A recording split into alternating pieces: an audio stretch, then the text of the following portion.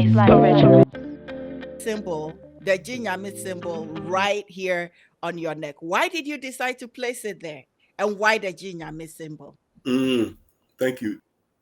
Most of my tattoos, there's symmetry. There's one on either side of my body. So this is Mm. the only one that is singular on purpose because of what it means and what it means in my life, which I take it to mean that I fear no one but God. God comes first in my life. Whatever. Who are you?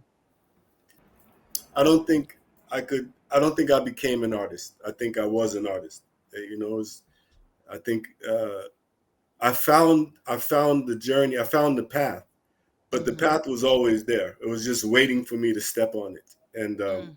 And my life, by the grace of God, has always directed me back to art. Um, so I don't think I ever became. I think I always was, but it was a process to find who I always was. Um, and really, I only dedicated myself to art in the last 6, 7 years. Um, I always did art, but I never dedicated myself to art, and I certainly never called myself an artist. I would make paintings or sculptures, and people would say, "You're an artist," and I'd say, "No, no, no, no. I do art. I make art, but I'm not an artist." Um, and I never went to school for art. I never took instruction, so I always felt like an imposter calling myself an artist. But I had an epiphany about 6 years ago where I realized, it didn't matter my schooling, my lack of instruction. It became clear to me that no matter what, um, I make art because I have to. For everybody that does something, there's some inspiration, there's something that's calling them, there's something that moves them. Mm. What is yours? Um, the beauty of Black people, the Ah, divinity of Black people, the royalness, the ah. of In Black fact, keep people. it coming, keep it Yes, coming, yes, keep it it's true. It's the culture. It's the beauty. And when I say Black people, I don't mean celebrities or um, Yes. that I think was my calling. I started at some point to recognize that we are often underrepresented in the so-called art world, Mm-hmm. um, or fetishized or used as stereotypes. But I wanted to I wanted to glorify how beautiful we are as a people, um, and highlight that in my work in an honest and pure way, Mm-hmm. and also make a connection between African American culture and cultures from West Africa in particular, Mm-hmm. um, and how the DNA is always there whether we recognize it or not. You know. Mm-hmm. Which is very true. I had the opportunity to interview this lady from the Gala Geechee down in Yeah. Carolina, and backstage we're having conversations about the food like jambalaya, jollof rice, the history, Mm, rice and peas, mm, collard greens, and we like our spinach. It's like the history behind all these things from the Carolinas, say, to the Caribbean, how yes. food, for instance, has navigated. And even when it comes to the music, mu- Yes. eh, music, dance, it's so much the rhythm. The Yes. rhythm is still there. Yes. It might have gone through transformations, but the rhythm is still there, and it Yes. goes around cyclical. Yes. Right now, we have Afrobeat, which is a combination of everything right back to the motherland and back to the world. So That's right. that's the beauty of it Yes. all. Absolutely. Hi, Absolutely. guys. It Mhm. goes across though. You touched on food and music, but it's style, it's humor, it's the way we worship. It's you're right. It's definitely dance and music. It's the swag that Mhm. people of color have. That goes no matter where we are in the diaspora in the world. that connection is always there. It might look a little different here. Yes. I'm from Brooklyn, New York, and the neighborhood I grew up in was mostly Caribbean, and Mm-hmm. so I grew with a lot of Jamaican, Haitians, Trinidadians, and so on, and eating their food. And then Mm-hmm. later, there was a big influx of people from Ghana and Nigeria into the neighborhood, and Mm-hmm. recognizing that the foods were so similar. Similar. Yes. Yeah, man, and the spices are different because you come from different places. You don't have access to Mm-hmm. certain spices, but the vibe, The the vibe, the richness, ingredients. yeah, Yes. man, the Yes. pepper is there. And I had the liquor come out. Yeah, a little bit. Oh, a little bit. Yeah, Yes. A man. little bit. Yes. Yes. Yes. Oh my goodness. What are three words that define you? Three Ooh, words off the top of your head. spirit, redemption,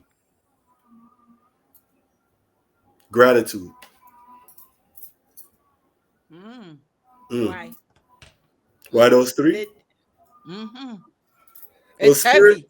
I know. Well, though you said the three off the top of my head, those are the three. You didn't give me a chance to prepare, so yeah. No, so that's good because Yeah, it that's is. right out from yes, Yeah, because it's honest. It's not. I didn't yes. get a chance to try to be clever. This is the first three words. Spirit, because I recognize that what I'm wearing here, what you're seeing here, is a suit. It's a flesh suit that I'm wearing. My Mm-hmm. essence is spirit, and my Mm-hmm. my life's journey is to connect to that spirit, my spirit, and recognize that that spirit connects to all spirits. Um, so recognizing that I'm a spiritual being having a human experience, and keeping that as a daily reminder that when the trappings of this human life seem to become unbearable or overwhelming, I need to recognize that in essence I'm a spiritual being, and with spirit comes all possibilities. With spirit, there's no limit. Um, Amen and amen and amen. God so bless that's you. number one for me, and then Yes. recognizing also that there's a highest spirit, and trying to always connect consciously to that spirit, because that's where my power comes from. That's where my inspiration comes from. That's where my breath and my heartbeat come from. So staying in that place. The second one was redemption. Redemption. Yeah. Yeah, and I use that because my journey uh, has a lot of pain and suffering, alcoholism, drug addiction. Uh, and, I always give thanks that I have a second chance at life, because there Mm-hmm. was a point where I almost succumbed to the disease of alcoholism and drug abuse. So, uh, and that leads to my next one, which is gratitude. My Yes. redemption is that today I'm not a slave. Mm-hmm. I'm not in bondage to alcohol and drugs, which stole my life in so many ways. So I've been sober 23 years by the grace of God. And that Amen. I'm able to achieve because I stay grateful on a daily basis that I've been given this precious gift of life, because so many of us never ever recover from alcoholism. I want to say in Senegal, maybe Mali. Uh, Mm. so I based the painting on this photograph. The photograph looks very different than the painting, but the idea came Mm-hmm. from that photograph. And the Mm-hmm. young woman in the photograph had these braids, which Mm-hmm. I always find them beautiful, And something about, like you said, something about the way she was seemed so regal to me, and yet Mm. contemplative and calm and self-possessed, like she knows who she is, and then the figure passing, which Mm-hmm. I interpreted as an angel, like we Mm. we are always being visited, I feel, Mm-hmm. by Mhm. Mhm. angels, ancestors, however you want to call them. And we don't necessarily see them because we're looking the other way. But they're there, you know. And so in this image, the angel is passing, uh, and she's Mhm. looking away, but she's still receiving that blessing, you know. And if you look at the painting closely, the clothes are actually pages from the Bible, from the Psalms, Oh. in their clothes. It's very subtle, but it's there. Um, so to me, it's a very sacred painting, and let's hold this painting in mind because, inshallah, it's going to be used for something very big in the future. Well, it was speaking to me. I don't know whether it makes sense to you, but it, listen, extension of the artist, or Ah, the artist is an extension of the art. you know, art feeds my spirit. It is an extension of my spirit, but it Mhm. also it's how do I say this? It's an expression. It's a way of me communicating my inspiration. So Mhm. I meditate as a practice. Since I feel like I've done my God given job Mm, in this meeting, mm. so we can stop. I feel it was channeling through me to connect with you to tell you this. Oh my God. Maybe As that the was the Christians message. who said, that Mm, was the message. mm. Yeah, listen, Okay. we're laughing, Mm-hmm. but I fully believe that there are no coincidences. You reaching out, you finding my art, you seeing that video. I'll be honest, I get a lot of requests. I don't always answer them or I don't always comply, but something about the way you reached out, I felt like, oh yes, of course, you know. Um, so it's not a mistake. It's not random that we're having this conversation. I Jumped when I made the leap to make art full time as a living. I mm-hmm. had a I had a job as a director of a nonprofit big nonprofit organization, and it was a Yes. very high profile job. I was meeting with Rothschilds and Rockefellers and politicians and so on, and I was making a really good salary, but I was not happy. I was not living in my purpose, and there was a conflict. And at some point, I realized this is not what I should be doing. And so I made this decision to take this leap. And I was 50 years old, 55 years old. And my mom, my mother, God bless her, I told her, I said, Mom, I'm going to leave this job to be an artist. And she said, No, we don't do that. We don't It do was that. it wasn't midlife crisis. It was not a midlife crisis. It was a calling. But my family is, if you get a job with the city, Mm-hmm. like Mm-hmm. working for the city, you are a big success.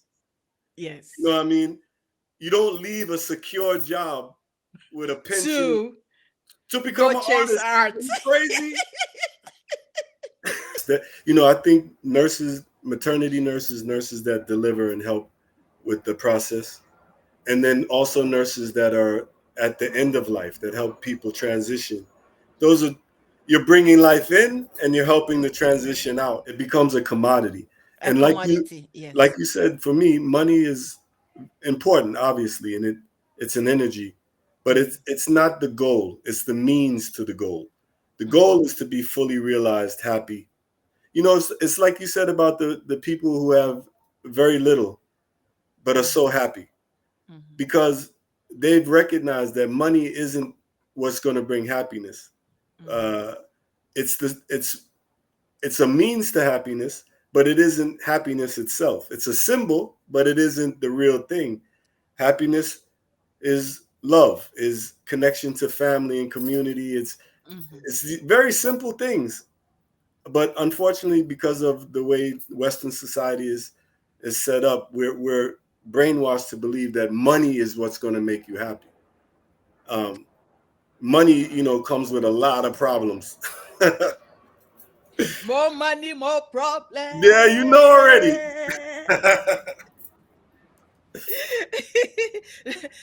That is why in my retirement I'm going to a little village. Mm, Just chill. that's right. Just chill. Yes. Um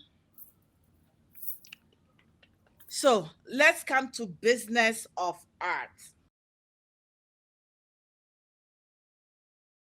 I've been seeing a lot of investment in art, or art Mm, as an investment, art that doesn't depreciate but appreciate. And I look at your work and it's like, okay, this is a collector's dream. mm. Not that I am a whatever, but I appreciate art. And this is a collector's dream. How are you tapping into this? Because at the end of the day, we still need money to pay our bills and leave Absolutely. some for our children and our Absolutely. grandchildren. Yes. Hmm. To create a legacy for the family. Yes. That And is right. so there's some sophistication there. I'm very mindful of who I sell to, who I how I exhibit my art, and opportunities I take. For example, I don't I don't take all the podcast requests that I get. Hmm. Um, I don't sell to everyone who asks me to buy a piece. Um, I I recognize there's a game to this, and part of the Hmm. game is honestly is remaining a little aloof, keeping your work a little bit precious, so you don't create just to sell. Um, and what happens is there becomes a interest and a buzz around the work because people recognize this artist is not just a flash in the Mass. pan, a quick thing. This is a real um, uh, high level, um, and so I'm very very careful about where my art is shown, who's buying the art, why they're buying the art. I have a couple of collectors that are very serious that have many, several of my pieces, but I recognize that their collection is based. They're going. It's about money, of course. Collectors are buying because they like the art, but also it's an investment. But I'm selective because I want the right investments. I want the right investors, and I'm also in a very blessed place because again I don't chase it. It has been coming to me by God's grace, and so I can Hmm. be a little particular. And but not every artist has that opportunity, and so Hmm. I'm very it's hard for me to give advice because I feel everyone has their own journey, and we learn as we go along. Hmm. Um, but I would say I would just go back to what I was saying, like just be true to your art. Um, Create art. If you're an artist, then you should be creating art. Um, Hmm. and I think that if you're pure in your intention, you will be recognized, and your needs will be met beyond your wildest dreams. Splice Originals.